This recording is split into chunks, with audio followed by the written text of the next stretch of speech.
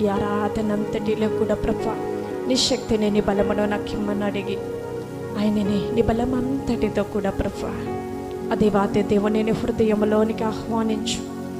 దేవానలోనికి రండి ప్రభా, నా కుటుంబంలోనికి రండి ప్రభా. దేవా నీవు వస్తేనే మాకు వెలుగు, నీవు వస్తేనే మాకు నెమ్మది, నీవు వస్తేనే మాకు సంతోషం అని అడుగు దేవుణ్ణి. దేవానికి వందనములు ప్రభా. ఒక పాట పాడే ఆ దేవాది దేవుణ్ణి మహిమపరుచుకుందాం. మరి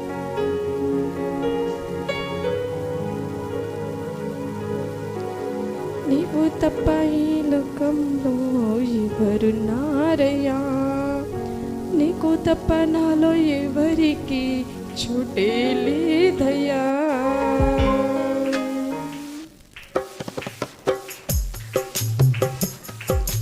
దావీదు కుమారుడా నన్ను దాటిపోకయా, నజరేతు మాడ నన్ను విడిచిపోకయా.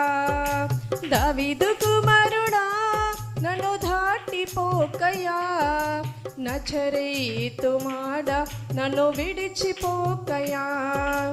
నీవు తప్ప నాకు లోకంలో ఎవరున్నారయ్యా, నీకు తప్ప నాలో ఎవరికి చోటే లేదయ్యా. నీవు తప్ప నాకు లోకంలో ఎవరున్నారయ్యా, నీకు తప్ప నాలో ఎవరికి చోటే లేదయ్యా. దావీదు కుమారుడా నన్ను దాటిపోకయా, నజరేతు మాడ నన్ను విడిచిపోకయా. దావీదు కుమారుడా నన్ను దాటిపోకయా, నజరేతు మాడ నన్ను విడిచిపోకయా. గ్రుడ్డివాడినయ్యా నా కనులు తెరువవా, మూగవాడినయ్యా నా స్వరము నీయవా. గుడ్డివాడినయ్యా నా కనులు తెరువవా, మూగవాడినయ్యా నా స్వరము నీయవా. కుంటివాడినయ్యా నా తోడు నడువవా, కుంటివాడినయ్యా నా తోడు నడువవా. దావీదు కుమారుడా నన్ను దాటిపోకయా, నజరేతు మాడ నన్ను విడిచిపోకయా. దావీదు కుమారుడా నన్ను దాటిపోకయా, నజరేతు మాడ నన్ను విడిచిపోకయా. నీవు తప్ప నాకు లోకంలో ఎవరున్నారయ్యా, నీకు తప్ప నాలో ఎవరికి చోటే లేదయ్యా. నీవు తప్ప నాకు లోకంలో ఎవరున్నారయ్యా, నీకు తప్ప నాలో ఎవరికి చోటే లేదయ్యా. దావీదు కుమారుడా నన్ను దాటిపోకయా, నజరేతు మాడ నన్ను విడిచిపోకయా. అందరం కలిసి లోకమంతా చూసి నన్ను ఏడిపించిన, జాలితో నన్ను చేరదీసిన. లోకమంతా చూసి నన్ను ఏడిపించిన, జాలితో నన్ను చేరదీసిన. ఒంటరినయ్యా నా తోడు నిలువవా, ఒంటరినయ్యా నా తోడు నిలువవా. దావీదు కుమారుడా నన్ను దాటిపోకయా, నజరేతు మాడ నన్ను విడిచిపోకయా. దావీదు కుమారుడా నన్ను దాటిపోకయా, నజరేతు మాడ నన్ను విడిచిపోకయా. నీవు తప్ప నాకు లోకంలో ఎవరున్నారయ్యా, నీకు తప్ప నాలో ఎవరికి చోటే లేదయ్యా. నీవు తప్ప నాకు లోకంలో ఎవరున్నారయ్యా, నీకు తప్ప నాలో ఎవరికి చోటే లేదయ్యా. దావీదు కుమారుడా నన్ను దాటిపోకయా, నజరేతు మాడ నన్ను విడిచిపోకయా.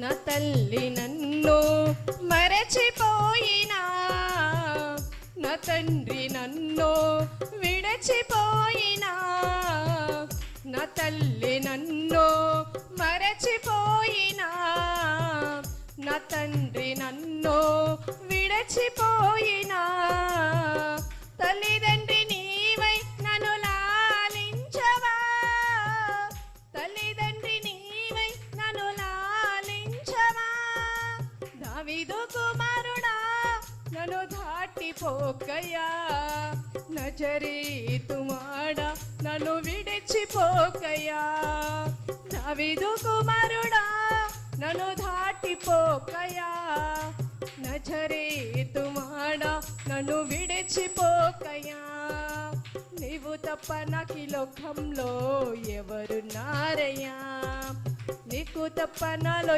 ఎవరికి చోటే లేదయ్యా, నీవు తప్ప నాకు ఈ లోకంలో ఎవరున్నారయ్యా, నీకు తప్ప నాలో ఎవరికి చోటే లేదయ్యా, దావీదు కుమారుడా నన్ను దాటిపోకయ్యా, నజరేతువాడా నన్ను విడిచిపోకయ్యా, దావీదు కుమారుడా నన్ను దాటిపోకయ్యా, నజరేతువాడా నన్ను విడిచిపోకయ్యా.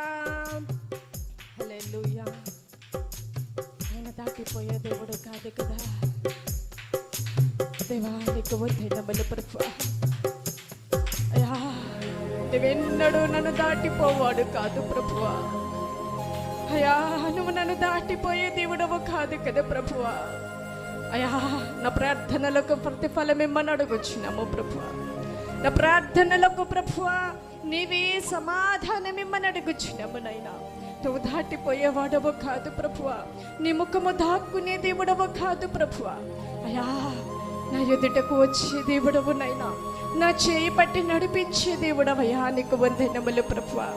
అయ్యా, ఈ లోకములో ప్రభువా ఎవరు ముఖము చాటి వేసినా కూడా ప్రభువా నువ్వు చాటి వేయని దేవుడవు నైనా, నా ఎదుటకు వచ్చి నిలబడే దేవుడవు ప్రభువా, నా చేయి పట్టి నడిపించే దేవుడవు నైనా.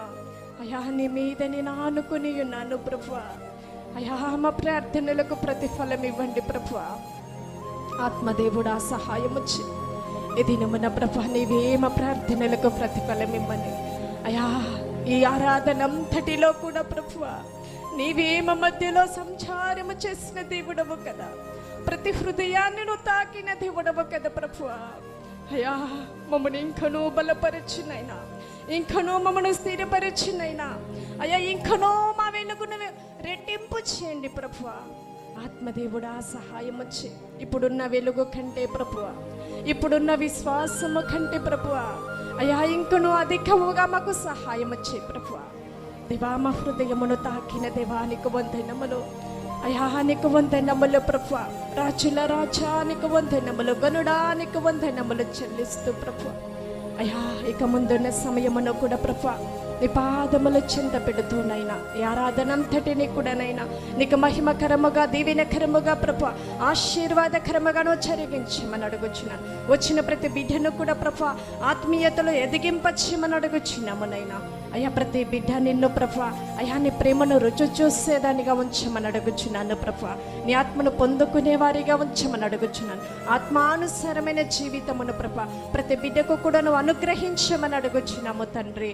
దేవా సహాయం వచ్చి, దేవా సహాయం వచ్చి వచ్చుచున్న ప్రతి సమస్యలను కూడా నైనా నీవే కొట్టివేయమని అడుగుచున్నాము నైనా.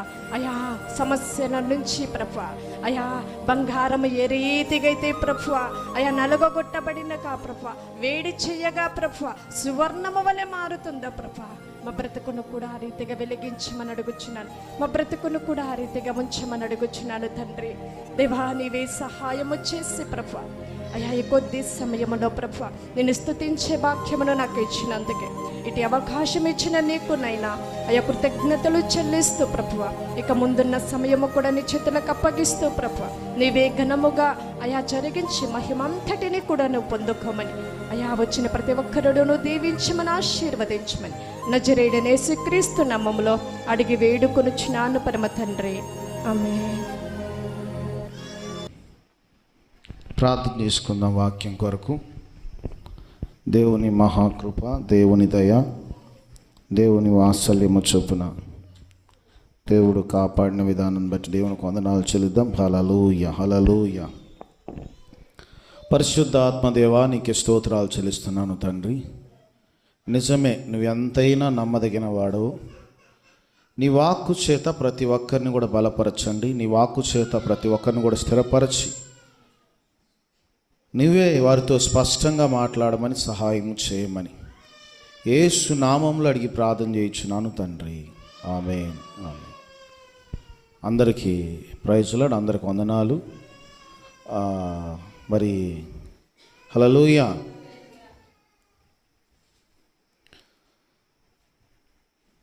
దేవుని నమ్మిన తర్వాత చాలా జాగ్రత్తగా ఉండాలి. రక్షించబడిన వ్యక్తులు, రక్షణ పొందని వ్యక్తులు, ఈ రక్షణ అనేది తీసుకున్న వాళ్ళు చాలా ధన్యతగా భావిస్తారు. ఈ రక్షణ అనేది, రక్షణ అని అంటే ఏంటంటే రక్షించబడటం. దీని విషయంలో ఎప్పుడు కూడా నిర్లక్ష్యం చేయకూడదు అన్నమాట. ఎప్పుడు కూడా నిర్లక్ష్యం చేయకూడదు. మనం చూస్తూ ఉన్న ఎంతోమంది పతనమైపోతూ ఉన్నారు. చాలా బాధ వేసింది నాకు. నా దగ్గర క్యాన్సర్ పేషెంట్స్ వచ్చారు. క్యాన్సర్ పేషెంట్లు వచ్చినప్పుడు 2-3 వచ్చారు, ప్రార్థన చేయించుకున్నారు. కొన్ని రోగాలు కానీ, కొన్ని బలహీనతలు కానీ రక్షణతోనే ముడిపడి ఉంటాయి. హల్లెలూయా. ఎందుకో తెలుసా? కొన్ని రోగాలు కానీ సాతానుగాడు పెడతాడు. ఆ సాతానుగాడు పెట్టినటువంటి బంధకాలు అనేది అంత తేలిగ్గా వెళ్ళిపోవు. యేసు రక్తంలో కడగబడితే తప్ప అది తొలగిపోవు. చాలామంది ఏమంటారో తెలుసా? నాకు ఇది తగ్గితేనే నేను రక్షణ పొందుతాను అంటారు. హల్లెలూయా. ఈ మాట చాలా ఖచ్చితంగా మాట్లాడతారు. లేదమ్మా, ఈ విధంగా అయితే నీకు సాధ్యమవుతుంది, ఒకసారి ఆలోచించుకో అంటే కుదరదు అంటారు. అలా వెనక్కి చాలామంది కూడా చనిపోయారు. ఈరోజు ఈ రక్షణ విషయంలో ఎందుకు మనిషి ఒప్పుకోకపోవడానికి కారణాలు ఏంటంటే, మనిషి దీని విషయంలో ఎందుకు నిర్లక్ష్యం చేస్తూ ఉన్నాడంటే, ఇంత గొప్ప రక్షణ ఎలాగూ నిర్లక్ష్యము చేసేదము అని లేఖనాల్లో రాయబడింది. అంటే దీని విషయంలో మనం ఎప్పుడు కూడా నిర్లక్ష్యం చేయకూడదనంట. ఎందుకంటే ఇన్ కేస్ ఒక్కసారి రక్షణ పొందాలని నిర్ణయించుకున్న తర్వాత అంట వెంటనే జరిగించాలి. జరిగించకపోతే ఏమవుతుందో తెలుసా? ఇంకెప్పుడు కూడా నిన్ను అపవాదిగాడు అడ్డగిస్తాడు. ఈరోజు చూడండి, చాలామంది రక్షణ విషయంలో వెనుకంజ వేస్తూ ఉన్నారు. ఈ రక్షణ లేకపోతే దేవునితో నీకు సంబంధం ఉండదు. ఈ రక్షణ లేకపోతే దేవుణ్ణి ప్రార్థన ఆలకించలేడు. ఎప్పుడైతే యేసు క్రీస్తు రక్తంలో కడగబడిన తర్వాత నీ మాట వింటాడు, నీ ప్రార్థన ఆలకిస్తాడు. ఎందుకో తెలుసా? రక్షణ అనగా పాపములో నుంచి ప్రాయశ్చిత్తం కలిగించడము, శాపము నుంచి విడిపించడము, బంధకము నుంచి విడిపించడము. కానీ సంఘములో చాలామంది కూడుకుంటున్నారు, కానీ ఈ రక్షణ విషయంలో రక్షణ సువార్త అనేది ఎప్పుడు కూడా సంఘంలో, వీధుల్లో, మనం అన్ని సమయాల్లో మన రక్త సంబంధికుల విషయంలో కానీ, మన బంధువుల విషయంలో కానీ, మన ఇరుగు పొరుగు వారి విషయంలో కానీ, దీని విషయంలో ఏమాత్రం కూడా నిర్లక్ష్యము చేయకూడదనంట. హల్లెలూయా. నిర్లక్ష్యము చేయకూడదు. దీని విషయంలో ఎప్పుడు కూడా మనము అశ్రద్ధ చేయకూడదు. కాబట్టి మరి నా చిన్నతనంలో నేను 1999 సంవత్సరంలో 7వ తరగతి చదువుచున్నాను. నేను రెంటచింతల్లో ఓఆర్ఎస్ స్కూల్. నేను అప్పుడు హాఫ్ నిక్కర్లు దొడుక్కుంటున్నాను రెంటచింతల్లో. నేను పర్మిషన్ తీసుకోలేదు. ఎవ్వరి పర్మిషన్ తీసుకోలేదు. 1999 సంవత్సరంలో నాకు ఒక ఆలోచన వచ్చింది. మా అక్క అప్పుడు 40 రోజులు ఉపవాసం ఉంది. నేను ఆశ్చర్యపడ్డా.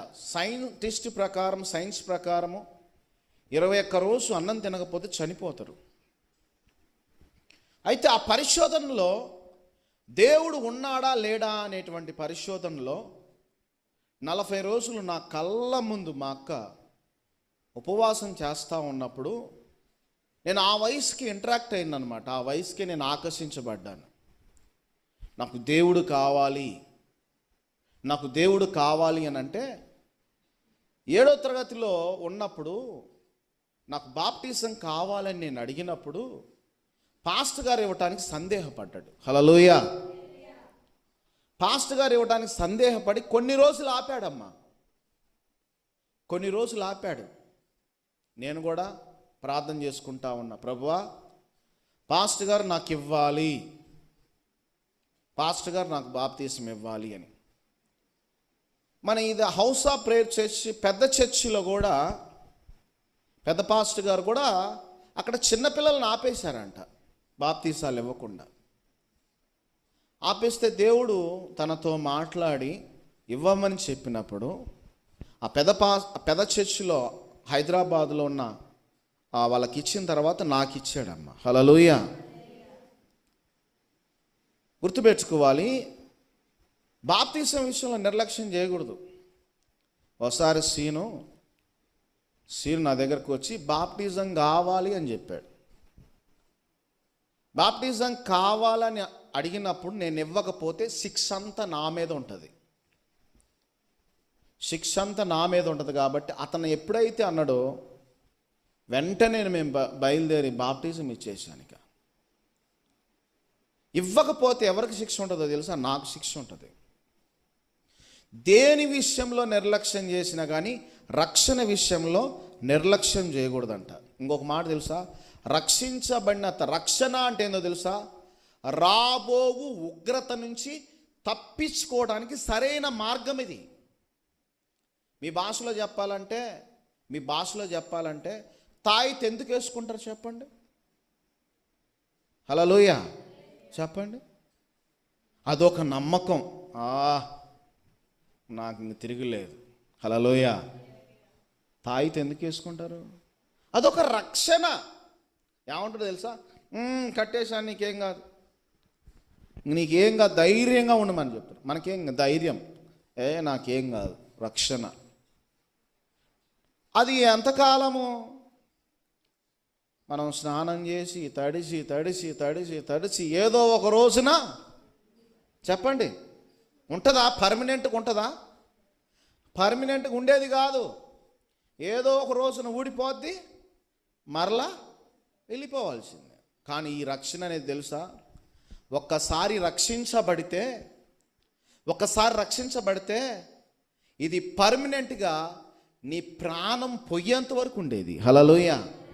రక్షణ గుర్తేందో తెలుసా? యేసు రక్తంలో కడగబట్టము. యేసు రక్తంలో కడగబట్టం అంటే ఎవరి కుమార్తెగా, ఎవరి కుమారునిగా స్వీకరించడం అంటే యేసు ప్రభు కుమారునిగా స్వీకరించటము, యేసు ప్రభు కుమార్తెగా స్వీకరించటము. ఆయన రూపంలోకి నిన్ను మార్చుకుంటాడు, ఆయన బిడ్డగా నిన్ను స్వీకరిస్తాడు. దీని విషయంలో యేసు ప్రభు వారు కూడా నిర్లక్ష్యము చేయలేదు. ఆయన కూడా ఒక మాదిరి చూపించాడు. బాప్తీసం ఇచ్చి యోహాను దగ్గరికి వెళ్ళి అక్కడ ఉన్న ప్రజలందరూ కూడా రక్షణ పొందుతూ ఉన్నప్పుడు బాప్తీసం ఇచ్చి యోహాను ఏమంటున్నాడు? సర్ప సంతానమా, రాబో ఉగ్రత నుంచి మిమ్మల్ని తప్పించుకునేవాడు ఎవడు? మిమ్మల్ని రక్షించేవాడే లేడు. ఆ ఉగ్రత నుంచి తప్పించబడాలి అని అంటే మీరు మారు మనసు పొంది సువార్తను నమ్మండి, రక్షణ పొందనండి అని అరణ్యంలో కేకలు వేస్తూ ఉన్నాడు. కేకలు వేసే శబ్దానికి ప్రజలందరూ కూడా ఉలిక్కిపడి రాబో ఉగ్రత, రాబో శ్రమ అని ప్రజలందరూ కూడా ఉలిక్కిపడి వెంటనే ఆయన మాటకు విలువిచ్చి రక్షణ పొందారు. రక్షణ పొందిన తర్వాత ఆ టైంలో యేసు ప్రభు వారు కూడా వెళ్ళి నాకు కూడా రక్షణ కావాలి, హల్లెలూయా, రక్షణ అంటే నాకు కూడా బాప్టిజం కావాలి, నాకు కూడా బాప్టిజం కావాలంటే యోహాన్ అంటాడు తెలుసా, అయ్యా నేనా నీకు బాప్తిసం ఇచ్చేది, నీ చెప్పుల మోయడానికి కూడా నాకు అర్హత లేదు, అలాంటి వాడికి నేను నీకు బాప్తిసం ఇవ్వాలన్నా అంటే యేసు ప్రభు వారు అంట నీతి యావత్తు ఇలాగ నెరవేర్చుట తగి ఉన్నది, ఇలాగ జరగాలి, ఇలాగ ఎప్పుడైతే జరుగుతుందో నేను చేస్తే నా బిడ్డలు కూడా ఇలా చేస్తారు అని ఎప్పుడైతే ఒక మాదిరి చూపించాడు. చూడండి, దేవుడు పరలోకంలో ఉన్న దేవుడు నీ కోసం భూమి మీదకి వచ్చి తను అన్నీ నేర్పించాడు. ఇలా చేయాలి, ఈ విధంగా చేయాలి అని నేర్పించాడు, మాదిరికరంగా ఉన్నాడు, దేవుడే తీసుకున్నాడు. చూడండి, దీని విషయంలో మనం వాయిదాలు వేస్తాం. నువ్వు వాయిదా వేస్తావేమో కానీ రక్షణ విషయంలో ప్రాణం నీది గ్యారంటీ కాదు, హల్లెలూయా, హల్లెలూయా. 24 hours ఎమర్జెన్సీలో ఉంటుందమ్మా. బాగా ఎమర్జెన్సీ సీరియస్ కేసు అనుకోండి, మంచి హాస్పిటల్కి వెళ్ళావు, వాడితో ఏమని చెబుతావు? తగ్గితేనే నేను డబ్బులు ఇస్తా అంటావా, ముందు వాడి దగ్గర మూట పెడతావా? చెప్పండి. చూడండి, సాక్రిఫైస్ చేయాలి, లేకపోతే నువ్వు పోమ్మా అంటాడు. ఈరోజు గుర్తుపెట్టుకోవాలి, ప్రాణము విలువ అర్థం కావట్లేదు, రక్షణ విలువ కూడా అర్థం కావట్లేదు. అందుకని దీని గురించి ఇంత గొప్ప రక్షణను ఎలాగూ నిర్లక్ష్యం చేసేదో. అందుకని మనం ఏం చేయాలి? ఈ రక్షణ విలువ గురించి మనము మన బంధువుల దగ్గర, మన స్నేహితుల దగ్గర చెప్పకుండా ఉండలేము. పేతురు యోహాను ఏమంటాడు? మేము కన్న వాటిని, విన్న వాటిని చెప్పకుండా ఉండలేము, హల్లెలూయా. చూడండి, మీరు ఎన్నేం చెప్పండి, మీరు ఎన్ని బాణాలు వేయండి, ఎన్నేం చెప్పండి, యేసుప్రభు దగ్గరకు రమ్మండి, చర్చికి రమ్మా అని అంటారు. కానీ రక్షణ విషయంలోకి వస్తే జై హింద్, హల్లెలూయా. అందుకని 10 మంది కుష్ఠరోగులు వచ్చారు. అయ్యా మీరు మార్గం మధ్యలోనే మీరు స్వస్థత పొందుకుంటారంటే యేసుప్రభు మాట నమ్మి వెళ్తూ ఉంటేనే స్వస్థత పొందుకున్నారు. కానీ ఒక్కడే వచ్చాడు, కృతజ్ఞత. కానీ దేవుడు చెప్పిన మాట నమ్మారు, కానీ చెప్పిన మాట విని బాగుపడ్డారు. కానీ వెనక్కి వచ్చి కృతజ్ఞతలు తెలియజేసింది ఎవరు అని అంటే ఒక్కరే. ఈరోజు గుర్తుపెట్టుకోవాలి, ఈరోజు ఇప్పుడు బాప్తిసమిచ్చి యోహాను కేకలేసినట్టు భయంకరమైన దినాలు రాబోతున్నాయి. దేవుని సువార్త కనుమరుగైపోతూ ఉంది, దేవుని ప్రేమ సల్లారిపోయే దినాలలో ఉన్నాం. కానీ భవిష్యత్తులో ఇలా ఉంటుందో ఉండదో కూడా తెలియదు. బాప్తీసాలు ఇచ్చేవాళ్ళు ఉంటారో ఉండరో కూడా తెలియదు. కానీ అవకాశం ఉన్నప్పుడే మనం ఏం చేయాలి? ఇదిగో నేడే రక్షణ దినం, హల్లెలూయా, హల్లెలూయా. నేడే రక్షణ దినము, అనుకూల సమయము. రేపు నీది కాదు, కాలచక్రం నీ చేతిలో లేదు. కానీ దేవుడు నీ దగ్గరికి వచ్చినప్పుడు నువ్వు ఆయన మాట వినాలి, ఆయన మాట అంగీకరించాలి.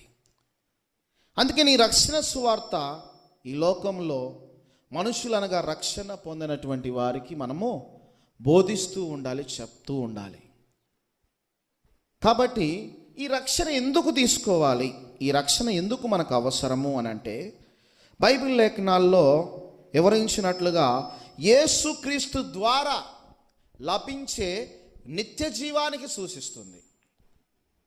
మీరు అనుకుంటారు, చాలామంది ఏమనుకుంటారంటే లోకంలో, అబ్బా ఈ జీవితం ఏ జీవితమో, అసలు ఎందుకు పుట్టానో నాకు అర్థం కావట్లేదు, కానీ సస్తే అన్న నెమ్మలం ఉంటుందేమో, చనిపోతే అన్న కొంచెము నెమ్మది దొరుకుతుందేమో అనుకుంటారు చాలామంది.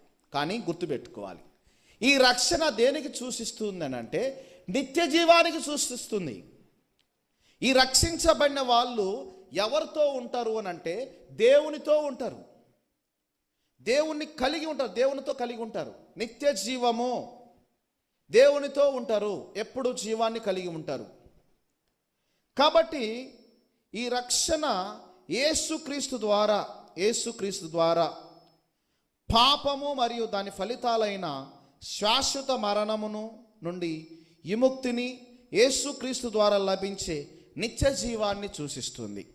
ఈ రక్షణ అనేది దేన్ని తీసివేస్తుందనంటే ఫస్ట్ మనలో ఉన్న పాపాన్ని తీసివేస్తుంది. అంటే తెలుసా, పుట్టుకతోనే పాపములో జన్మించినటువంటి వారం మనం. పాపాన్ని తొలగిస్తుంది, శాపాన్ని తొలగిస్తుంది, శాశ్వత మరణాన్ని తొలగిస్తుంది. హల్లెలూయా. ఈరోజు గుర్తుపెట్టుకోవాలి, ఆయన రక్తంలో కడగబడ్డవు అని అంటే, ఆయన రక్తంలో ఉన్నవు అని అంటే నిత్య జీవం కలిగి ఉంటావు. ఈరోజు మనము అలాంటి భాగ్యం లేనటువంటి వాళ్ళు ఉన్నారు. పాపం అనే బంధకాల చేత, శాపం అనే బంధకాల చేత అలాగే ఉండిపోతూ ఉన్నారు. ఈ రక్షణ అనేది యేసు ప్రభు వారు ఎందుకు వచ్చాడు ఈ భూమి మీదకి? ఆయన రావాల్సిన అవసరత ఏముంది తెలుసా? నీ పాపాలని తొలగించడం కోసం, నా పాపాలను తొలగించడం కోసం ఆయనే పరలోకంలో ఉన్న దేవుడు భూమి మీదకు వచ్చి ఆయన రక్తాన్ని చిందించాడు. ఇలా ఎవరూ త్యాగం చేయలేదు. తన రక్తాన్ని ఆఖరి రక్తపు బొట్టు వరకు విడిచాడు. ఎందుకో తెలుసా? నా పాపాలు తొలగించడం కోసం. మీరు అంటారు నేనేం పాపం చేశాను అని అంటారు. నేనేం పాపం చేశాను, నాలో ఏముంది, అసలు నేను ఈ 4 గోడల మధ్యలోనే ఉంటాను కదా, ఈ 4 గోడల మధ్యలో ఉంటే నాకేం పాపం తెలుసు అని చాలామంది అంటారు. బైబిల్లో ఒక మాట ఉంది, రోమాపత్రిక 3వ అధ్యాయం 23వ వచనంలో, ఏ భేదమును లేదు, అందరూ పాపం చేసి దేవుడు అనుగ్రహించు మహిమను పొందలేకపోతూ ఉన్నారు. అంటే భేదమేమీ లేదు. ఏ జాతికి చెందినటువంటి వాడువైనా, ఏ కులానికి చెందినటువంటి వాడువైనా, ఏ వర్గానికి చెందినటువంటి వాడువైనా అందరూ కూడా పాపంలోనే ఉన్నవాళ్ళే. అందరూ కూడా పాపము చేసి దేవుని మహిమను పొందలేకపోతా ఉన్నారు. ఈరోజు పాపానికి విరుగుడు, పాపానికి ప్రాయశ్చిత్తం ఏందనంటే దేవుణ్ణి కలిగి ఉండటం, దేవుణ్ణి అంగీకరించటం. ఈరోజు దేవుడు మహిమను పొందలేకపోతా ఉన్నారు, దేవుని మహిమను అనుభవించలేకపోతా ఉన్నారు. కారణం ఏందో తెలుసా? పాపము చేసి ఉన్నారు. అంటే ఈ లోకంలో ఉన్నవారు అందరూ, ఈ లోకంలో ఉన్నవారు, లోకంలో ఎంతమంది అయితే ఉన్నారో దేవుడు వారందరి కోసం దేవుడు లోకాన్ని ఎంతో ప్రేమించాడు. లోకాన్ని ఎంతో ప్రేమించాడంటే లోకంలో ఉన్న కుంటివారి కావచ్చు, గుడ్డివారి కావచ్చు, లోకంలో ఉన్న ప్రతి ఒక్కరిని దేవుడు ప్రేమించాడు. ప్రతి ఒక్కరిని ప్రేమించి తన్ను తాను రిక్తునిగా చేసుకొని దేవుడు మన కోసం వచ్చాడు. అంతేకాదు, ఈ పాపం ఏం చేసిద్దనంటే, పాపంలో ఉన్నవారము ఈ రక్షణ ద్వారా పాపం తొలగించబడతా ఉంది. కాబట్టి రక్షించబడిన వారు ధన్యులు, రక్షణ పొందినటువంటి వారు ఆలోచించాలి. ఈ పాపం అనేది ఏం చేస్తుందనంటే దేవుని మహిమను పొందకుండా చేస్తుంది. ఇంకోటి, ఈ పాపం ఏం చేస్తుందనంటే, మరి రోమాపత్రిక 6వ అధ్యాయము 23వ వచనంలో, ఏలయనగా పాపం వలన వచ్చు జీతము మరణము, అయితే దేవుని కృపావరము మనము ప్రభు అయిన క్రీస్తునందు నిత్య జీవము. హల్లెలూయా. ఈ పాపం ఏం చేస్తుందనంటే మరణానికి దారి చేస్తూ ఉంది. మీరు అనుకోవచ్చు ధనవంతుడి గురించి, బీదలాజరు గురించి మనం విన్నాం. ధనవంతుడు భూమి మీద ఉన్నంత కాలము సుఖభోగాలు అనుభవించాడు, మంచి తిండి తిన్నాడు, మంచి వస్త్రాలు వేసుకున్నాడు, సుఖాన్ని అనుభవించాడు. బీదలాజరు దరిద్రాన్ని అనుభవించాడు. కానీ వీళ్ళిద్దరిని గమనిస్తే బీదలాజరుకేమో దేవుణ్ణి కలిగి ఉన్నాడు, చెప్పాలి అని అంటే రక్షణ కలిగి ఉన్నాడు. ధనవంతుడికి అన్నీ ఉన్నాయి కానీ రక్షణ లేదు, విలువైనటువంటి రక్షణ లేకపోవడం. వీళ్ళిద్దరు చనిపోయారు. వీళ్ళిద్దరు చనిపోయినప్పుడు ఏం జరిగిందో తెలుసా? బేదలాజరేమో దేవుని రొమ్మున ఆనుకొని ఉన్నాడు, ధనవంతుడేమో అగ్నిలో మండుతూ ఉన్నాడు. హల్లెలూయా. అగ్ని గంధకాలలో కాలుతూ ఉన్నప్పుడు చూస్తూ ఉన్నాడంటే ధనవంతుడు. చూస్తూ ఉన్నప్పుడు బేదలాజరు ఎక్కడ ఉండో తెలుసా? దేవుని రొమ్మున ఆనుకున్నాడు. అబ్రహాము రొమ్మున ఆనుకొని ఉన్నాడు. అంటే ఏమంటాడు ధనవంతుడు? చెప్పండి. తండ్రివైన అబ్రహామా, ఒకసారి లాజర్ను పంపించవా, నేను దాహాన్ని తట్టుకోలేకపోతున్నాను అని అంటే దేవుడు అన్నాడు, నరకానికి పరలోకానికి మధ్య పెద్ద అగాధం ఉంది. అక్కడోళ్ళు ఇక్కడికి రాలేరు, ఇక్కడోళ్ళు అక్కడికి రాలేరు. అంటే నేను ఇక్కడ అల్లాడుచూ ఉన్నాను. ఆ విలువలు నాకు అర్థం కాలేదు. భూమి మీద సుఖభోగాలే అవే నాకు అదృష్టంగా భావించాను. కానీ ఆ విలువలు చనిపోయిన తర్వాత నాకు నిత్య జీవం గురించి విలువలు నాకు అర్థం కాలేదు. నిత్య జీవం గురించి విలువలు నాకు అర్థం కాక అయ్యో నేను బాధపడుచున్నాను, నేను ఇక్కడ యాతన పడుచూ ఉన్నాను, నరకంలో అల్లాడుచూ ఉన్నాను అన్నప్పుడు అప్పుడు ధనవంతుడు ఏమంటాడంటే, అయ్యా నాకుంగా ఎంతమంది ఉన్నారు? 4 5 4 నాకు ఇంకా 4 లేదా 5 ఉన్నారయ్యా, మరి నన్ను ఒకసారి పర్మిషన్ ఇస్తే. హల్లెలూయా. ఏమంటుండ? పర్మిషన్ కావాలంట. నన్ను మరలా భూమి మీదకు పంపిస్తే ఇక్కడ చరిత్ర అంతా నేను చెబుతానయ్యా, ఇక్కడ బాధలని నేను చెబుతానయ్యా అంటే దేవుడు అంటాడంట, వాటి గురించి చెప్పేవాళ్ళు ఉన్నారులే అన్నాడంట. హల్లెలూయా. హల్లెలూయా. మరి వాళ్ళ దగ్గరకు పంపించాయా అని అంటే వాళ్ళ గురించి చెప్పేవాళ్ళు ఉన్నారులే అన్నట. ఈరోజు మనకు అర్థం కాదు, రక్షణ గురించి అర్థం కాదు, దేవుని గురించి అర్థం కాదు, దేవుని భయం ఉండదు, దేవుని భక్తి ఉండదు. అన్నీ ఉంటే చాలు. ఇప్పుడు మనిషికి దేవుడు ఎప్పుడు గుర్తొస్తాడు చెప్పండి? హల్లెలూయా. 2 చేతులు చెప్పండి. హల్లెలూయా. దేవుడు ఎప్పుడు గుర్తొస్తాడు? అబ్బా నొప్పి కలిగినప్పుడు కదా. దేవుడు నమ్ముకున్నోడికి నొప్పి ఉంటుంది. అమ్మ వింటున్నారా? హల్లెలూయా. దేవుడు నమ్ముకున్నోడికి కూడా నొప్పి ఉంటుంది, నమ్మనోడికి కూడా నొప్పి ఉంటుంది. నమ్మినోడిని అపవాది కూడా శోధిస్తూనే ఉంటాడు. నిన్ను బడగొడతారా వాడు. ఇక నమ్మనోడికి ఇంక నువ్వు ఎట్లే నా చేతిలో ఉంది కదా అని. ఇక్కడ ధనవంతుడు చెప్తా ఉన్నప్పుడు వాళ్ళ గురించి చెప్పేవాళ్ళు ఉన్నారులే అంటాడు. ఈ రక్షణ లేకపోవటం వల్ల ఏమవుతుందంటే దేవుని మహిమను అనుభవించలేము. రెండవది శాశ్వత మరణము. పాపం వల్ల వచ్చు జీతము మరణానికి దారి తీస్తున్నది. అయితే దేవుని కృపావరమేమో నిత్య జీవాన్ని కలిగి ఉంటుంది. హల్లెలూయా. కాబట్టి దేవుని బిడ్డలారా, రక్షణ విలువలు తెలియని వాళ్ళు ఏం చేస్తారంటే నిర్లక్ష్యం చేస్తూ వెనుకంజ వేస్తూ ఉంటారు.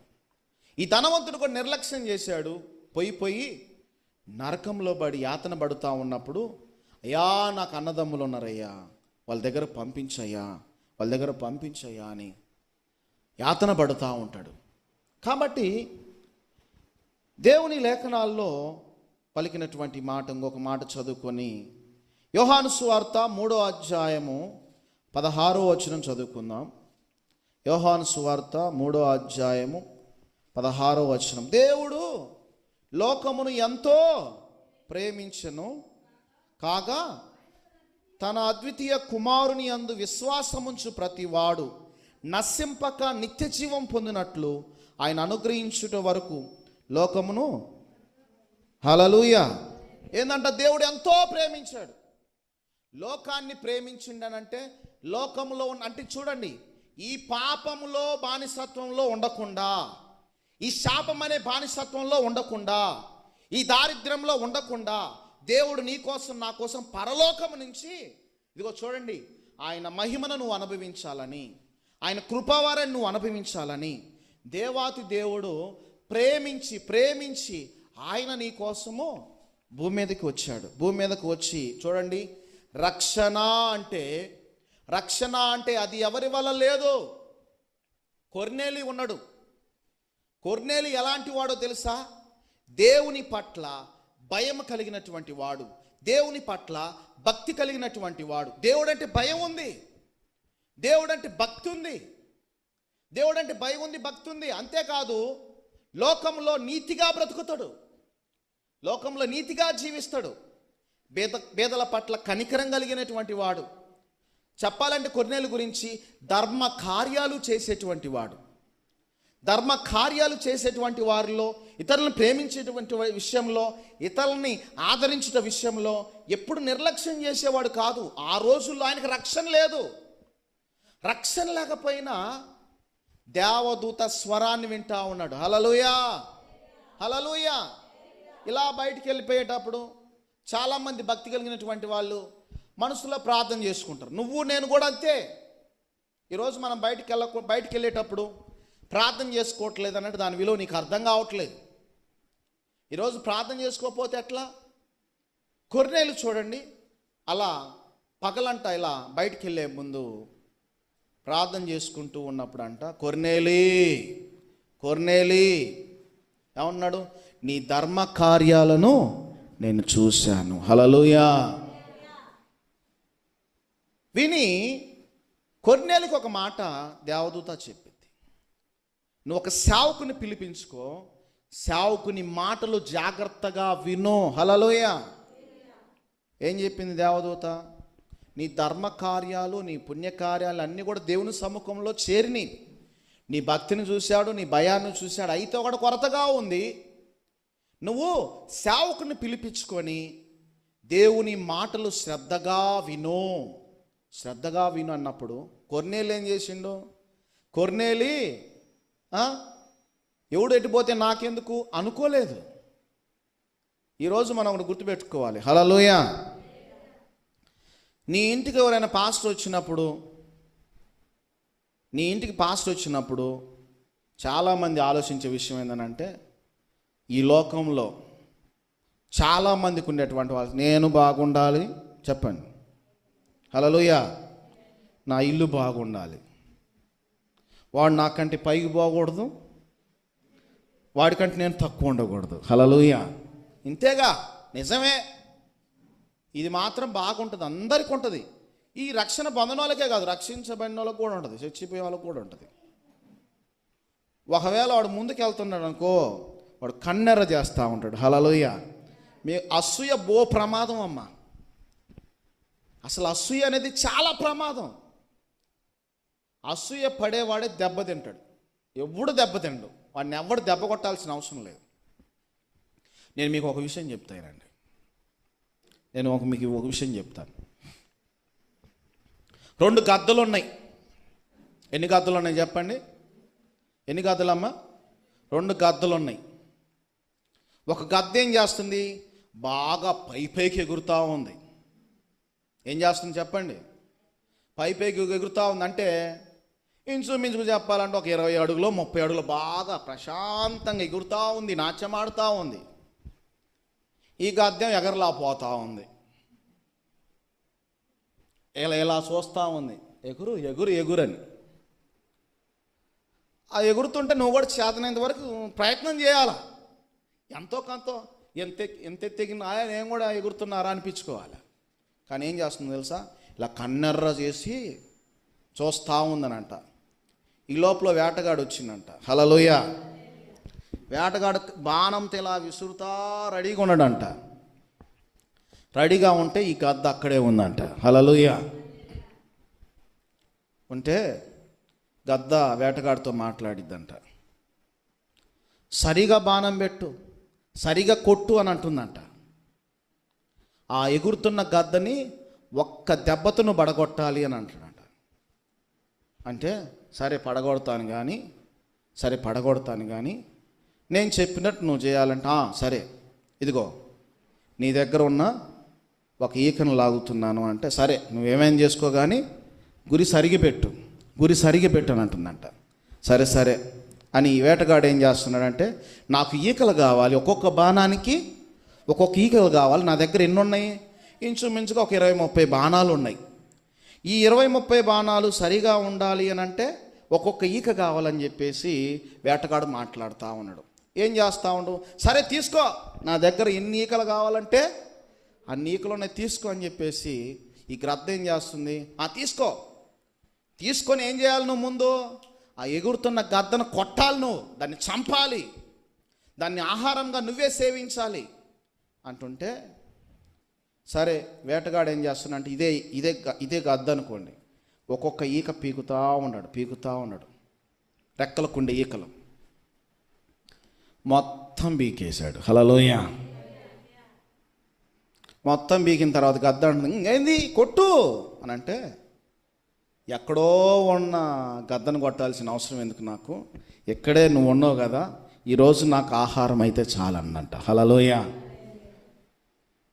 ఇప్పుడు ఎవరు అసూయపడరు, ఎవరు ఇరుకులో పడ్డరు చెప్పండి, అర్థమైందా మీకు స్టోరీ? ఎవరు అసూయపడ్డరు, ఎవరు ఇరుకులో పడ్డారు? తను అసూయపడినందుకు తానే ఇరుకులో పడింది. కొర్నేలు చూడండి, నా ఇంటికి పేతురు వస్తున్నాడంటే నాకెందుకులే వాళ్ళతో అనుకోలేదు, చాలా చక్కగా సమాచారం తెలిపాడు. నా ఇంటికి ఒక దైవజనుడు వస్తున్నాడు, నా ఇంటికి దైవజనుడు వస్తున్నాడని చెప్పేసి తన బంధువులను పిలుచుకున్నాడు, తన స్నేహితులను పిలుచుకున్నాడు, తన ఇంటి వారిని అందరినీ పిలుచుకున్నాడు. చెప్పాలంటే అదొక విలువగా గుర్తుపెట్టుకోవాలి. నువ్వు సేవకుడిగా నువ్వు ఆహ్వానిస్తే ఆ సేవకుని ఫలితాన్ని పొందుకుంటావు. నువ్వు ప్రవక్తగా నమ్మి అతని ఇంట్లో చేర్చుకుంటే ప్రవక్త ఫలాన్ని నువ్వు అనుభవిస్తావు. ఏముందిలా ఆయన దగ్గర ఏముందిలా అంటే అంతే. హల్లెలూయా. పేతురు జాగ్రత్తగా నమ్మాడు, విశ్వసించాడు, దేవదూత మాట్లాడింది అని విశ్వసించిన తర్వాత పేతురు మాటలు నమ్మి పేతురు వాక్యాన్ని అంగీకరిస్తే ఇక్కడ ఒక్క దెబ్బకి ఎన్ని పిట్టలు పోయినాయి అంటే అన్ని పిట్టలు పోయినాయి. హల్లెలూయా. ఇలా ఉండాలి, నువ్వు అనేకులకి ఆశీర్వాదకరంగా ఉండాలి, కానీ ఎప్పుడు నా ఇల్లు నేనే అనుకోవద్దు. రక్షణ విషయంలో కూడా ఇక్కడ మనం ఏం చేయాలని అంటే, కొర్నేలులాగా మనం మాత్రమే కాదు, మనతో పాటు అనేకులు రక్షణ పొందాలనేటువంటి ఈ సాల్వేషన్ గురించి, రక్షణ గురించి మనము ఆలోచించాలి. హల్లెలూయా. దేవుడు ప్రేమించాడు, స్వార్థం లేకుండా ప్రేమించాడు. ఎందుకు? నిన్ను నన్ను సాతాను చేతిలో నుంచి విడిపించడం కోసం దేవుడు ప్రేమించాడు. ఎక్కడో ఉన్న పరలోకంలో ఉన్న దేవుడు భూమి మీదకు వచ్చి తన రక్తాన్ని చిందించి నీ పాపాన్ని నా పాపాన్ని విడిపించడం కోసం, ప్రాయశ్చిత్తం చేయడం కోసం అన్నిటినీ ఓర్చుకున్నాడు, అన్నిటినీ సహనం కలిగి ఉన్నాడు. కాబట్టి ఈరోజు మనము ఆయన మహిమను పొందుకుంటా ఉన్నాము. ఇంకోటి, మనం చనిపోతే నరకానికి చేరము, దేవుని దగ్గరికి చేరుతాం. హల్లెలూయా. దేవుని దగ్గరకు చేరుతాం, అందులో ధైర్యంగా చెప్పగలిగి ఉండాలి. ఇంకోటి, ఈ రక్షణ ఎవరి వలన లేదు, ఎవరి వలన ఉంది అని అంటే స్పష్టంగా రాయించినటువంటి మాట అపోస్తుల కార్యాలు 4వ అధ్యాయము 12వ వచనంలో, మరి ఎవని వలనను రక్షణ లేదు. హల్లెలూయా. నిన్ను ఎవడు రక్షించేవాడు లేడు, నిన్ను ఎవడు ఆదుకునేవాడు లేడు. ఇదిగో చూడు, మనం రక్షింపబడినట్లు ఆకాశము కింద మనుషులలో ఈ నామము తప్ప వేరొక నామము ఇవ్వబడలేదు. హల్లెలూయా. ఈ నామంలోనే ఉంది రక్షణ. రాబో ఉగ్రత నుంచి, రాబో శ్రమకాలం నుంచి, ఇదిగో ఈ నామము రక్షణ, అంటే ఈ నామంలో రక్షణ ఉంది అని యేసుక్రీస్తు శిష్యులు బహిరంగంగా బాహాటంగా సువార్త ప్రకటించిన తర్వాత రక్షణ గురించి అవగాహన కలిగినటువంటి వారు, రక్షణ గురించి తెలుసుకున్నటువంటి వారు, మేమేమి చేయాలి, దీని గురించి ఎలా పాటించాలి అని చెప్తే, రోమా పత్రిక 10వ అధ్యాయం 9వ వచనంలో మనం చేయవలసింది ఏంటంటే, ఏమనగా నీవు నీ నోటితో యేసు ప్రభువు అని ఒప్పుకోవాలి. హల్లెలూయా. ఏం చేయాలి? నువ్వు రక్షించడానికి ముందు నువ్వు చేయవలసిన పనులు ఏంటంటే, యేసు ప్రభుని నువ్వు ఆయన తన సొంత రక్షకునిగా ఒప్పుకోవాలి.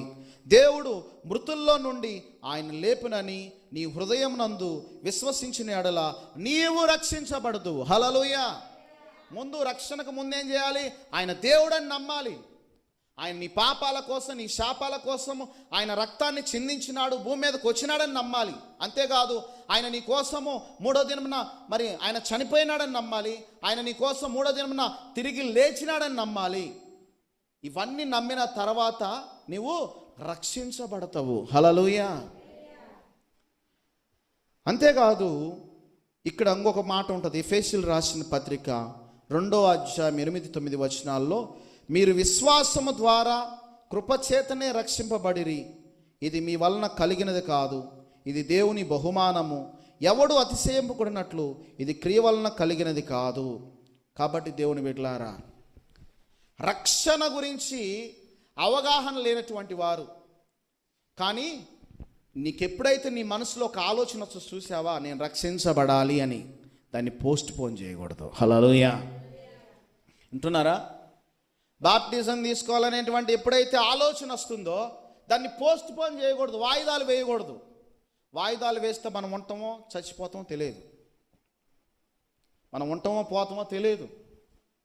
కానీ అపవాది గారి చూపు అంతా మన మీదే ఉంటుంది. కాబట్టి మనం ఏం చేయాలి?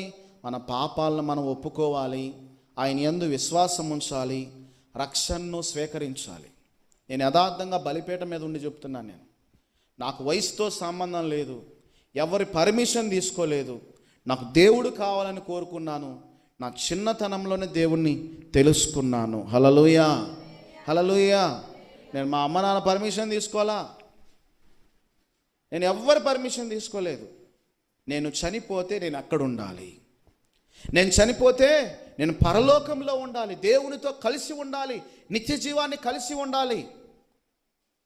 ఈరోజు చాలామంది చూస్తూ ఉన్నాను. కాబట్టి దేవుని బిడ్డలారా, దేని విషయంలో ఇప్పుడున్న రోజులు మనవి కాదు, ఇప్పుడున్నది మనది కాదు. విశ్వాసము, రక్షించబడిన తర్వాత దేవుని మీద విశ్వాసం కలిగి ఉండాలి. విశ్వాసము ద్వారా దేవుడు చాలా కార్యాలు చేస్తాడు. చాలామంది చూస్తూ ఉన్నాను. హల్లెలూయా. చాలామంది వస్తారు, అనారోగ్యాలతో వస్తారు, బాధతో వస్తారు. కానీ మీకు ఒక మాట చెప్తున్నాను, యేసు స్వస్థపరిచే దేవుడు. హల్లెలూయా. నమ్ముతున్నారా? ఎవరు? ఆయన ఉపకారేనమ్మా. ఆయన బాగు చేయడమే తెలుసు, కానీ నాశనం చేయటం ఆయన చేత కాదు. యేసు అంటే రక్షకుడు, క్రీస్తు అంటే అభిషక్తుడు. యేసు గురించి నువ్వు తెలుసుకోవాలి అని అంటే, యేసు స్వస్థపరిచే దేవుడు, ఆయన బాగు చేసే దేవుడు. నువ్వేం చేయాలి? యేసుని నమ్మితే చాలు. ఆయన నమ్మాలి, ఆయన నన్ను స్వస్థపరుస్తాడు, ఆయన నన్ను బాగు చేస్తాడు అని ఎప్పుడైతే ఖచ్చితంగా నీ హృదయంలో నమ్ముతావో అప్పుడు నిన్ను బాగు చేస్తాడు. హల్లెలూయా, హల్లెలూయా. అది ఎలాంటి రోగమైనా, అది ఎలాంటి బలహీనత అయినా దేవుడు ఖచ్చితంగా బాగు చేయగలడు. నమ్మితే, నీకు నమ్మకం ఉండాలి, నమ్మకం ఉండాలి. చాలామంది ఏమంటారో తెలుసా? ఇప్పుడు ఒకవేళ బోర్డు మీద రవాణాకు ఎవరైనా చర్చికి వస్తే తగ్గిద్దా అని అంటారు. ఏమని చెబుతావు మనం? ఏమని చెబుతావు? తగ్గిద్ది అంటే ఖచ్చితంగా తగ్గిద్ది అని చెప్తావా? హల్లెలూయా. నీ మాటను బట్టి కూడా ప్రజలు నమ్మరు. ఏమనాలి?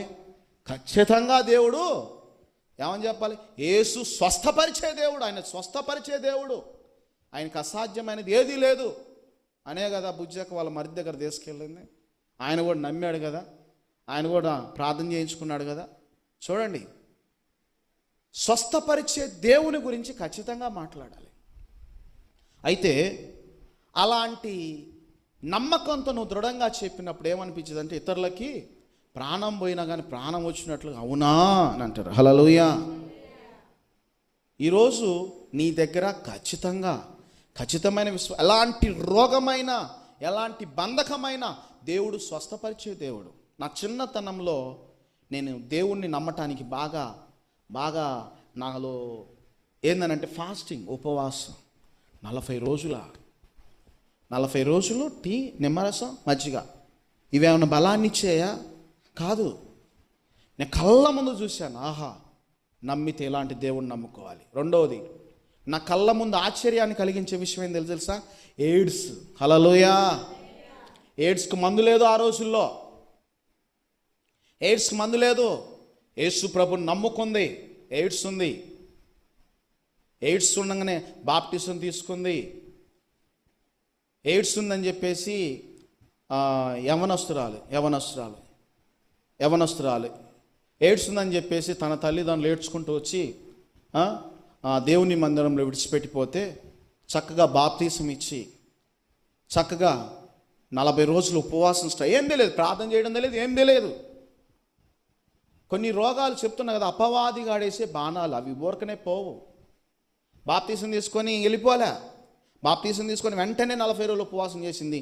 40 రోజులు ఫాస్టింగ్ బ్రేక్ అయిపోయింది. వెంటనే బ్లడ్ టెస్ట్ చేయించుకుంటే నో ఎయిడ్స్. హల్లెలూయా. ఎయిడ్స్ లేదు, ఏం లేదు. ఇది ఎలా సాధ్యమని అంటే నమ్మకము.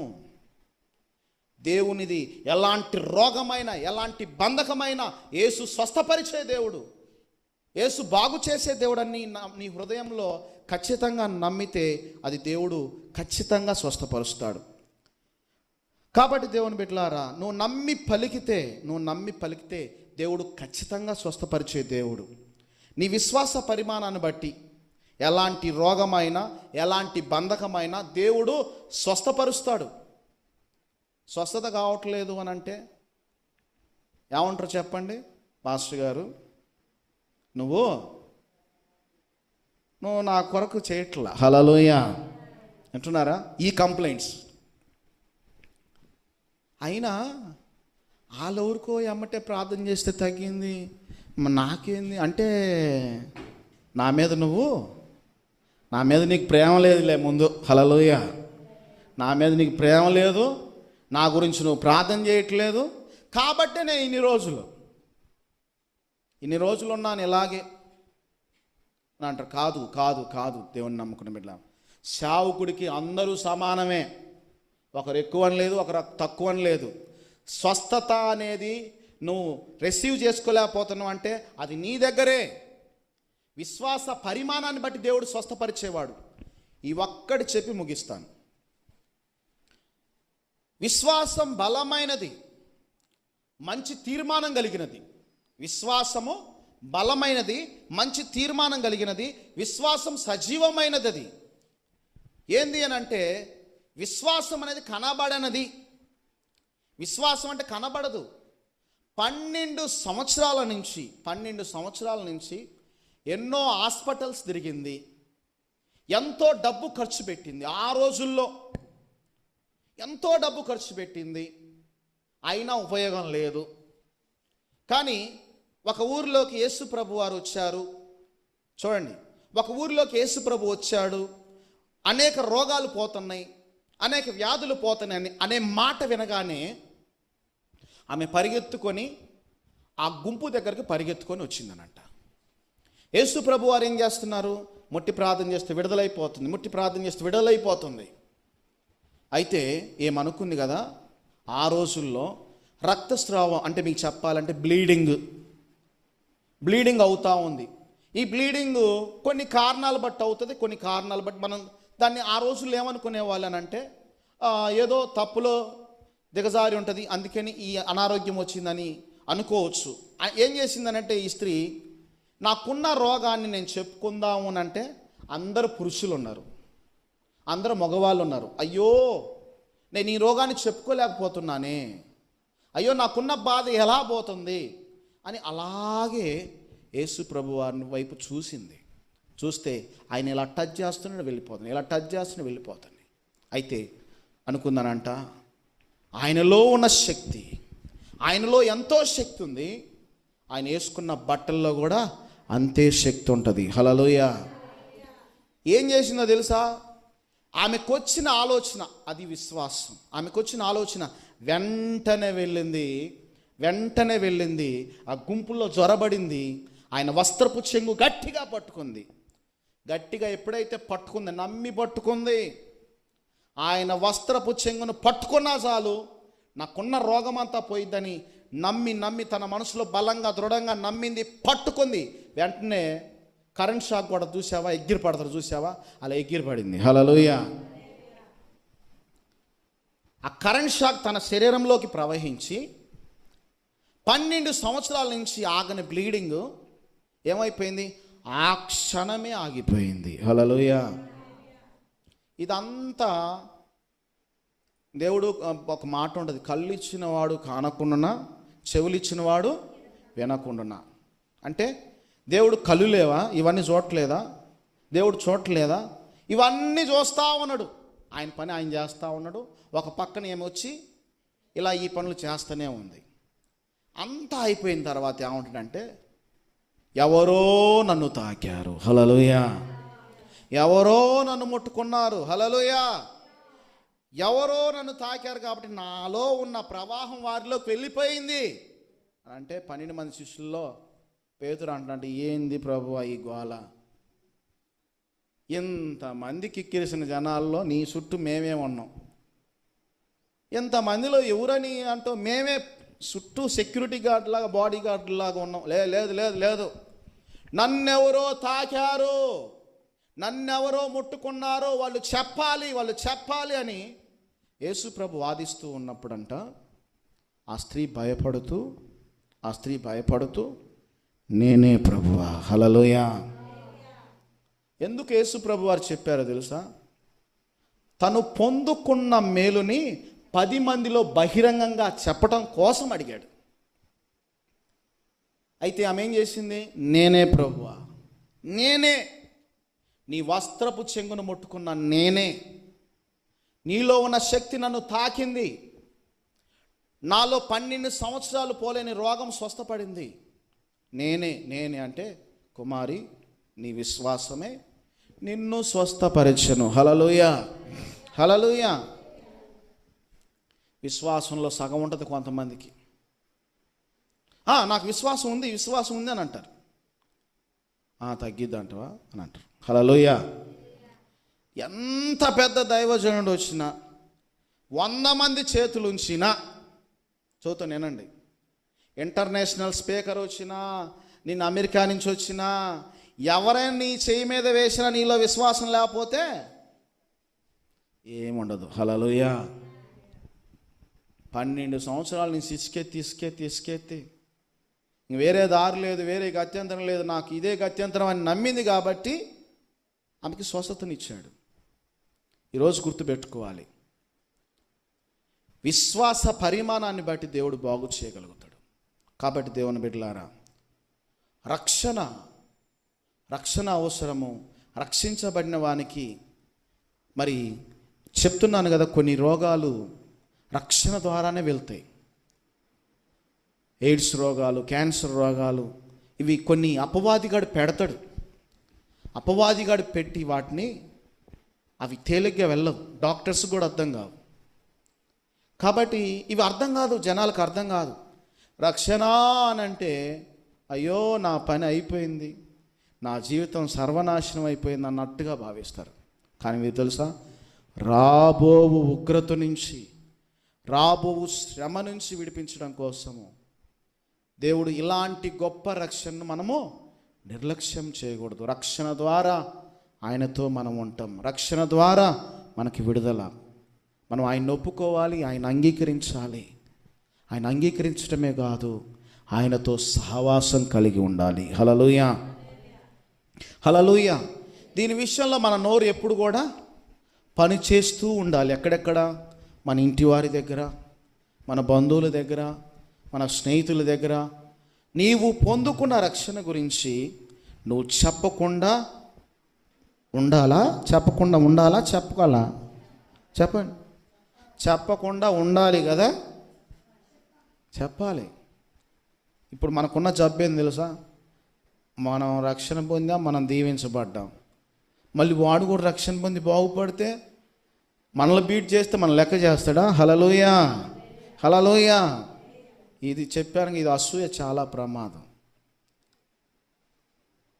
నిన్ను దేవుడు ఎలాగైనా దీవిస్తాడు. దేవుడు దీవిస్తే ఎవ్వడూ ఆపలేడు.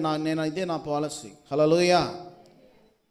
దేవుడు నిన్ను దీవిస్తే ఎవ్వడు ఆపలేడు. ఏ మనుషుడు నిన్ను చెడగొట్టలేడు. దేవుడు నిన్ను ఎలా ఉంచుతాడో అలాగే ఉంటావు నువ్వు. నేను ఒక మాట చెప్తాను, నువ్వు కత్తిలాగా దేవుడు ఉంచాడు అనుకో, నువ్వు కత్తివే, అంతేగాని గొడ్డలివి కాదు. ఎవరు ఏ పని ఏది చేయాలో అదే చేయాలి. కత్తి చేయాల్సిన పని కత్తి చేయాలి, గొడ్డలు చేయాల్సిన పని గొడ్డలు చేయాలి. కానీ ఇప్పుడు గొడ్డలు ఎవరైనా యుద్ధాలకు వాడుతారా చెప్పండి? హల్లెలూయా. యుద్ధాలు దేనికి వాడాలి? కత్తినే వాడాలి. గొడ్డలు దేనికి వాడాలి? చెట్లు నరకటానికే వాడాలి. హల్లెలూయా. అంటే ఏ పనిముట్టు దాని ప్రత్యేకత ఉంది.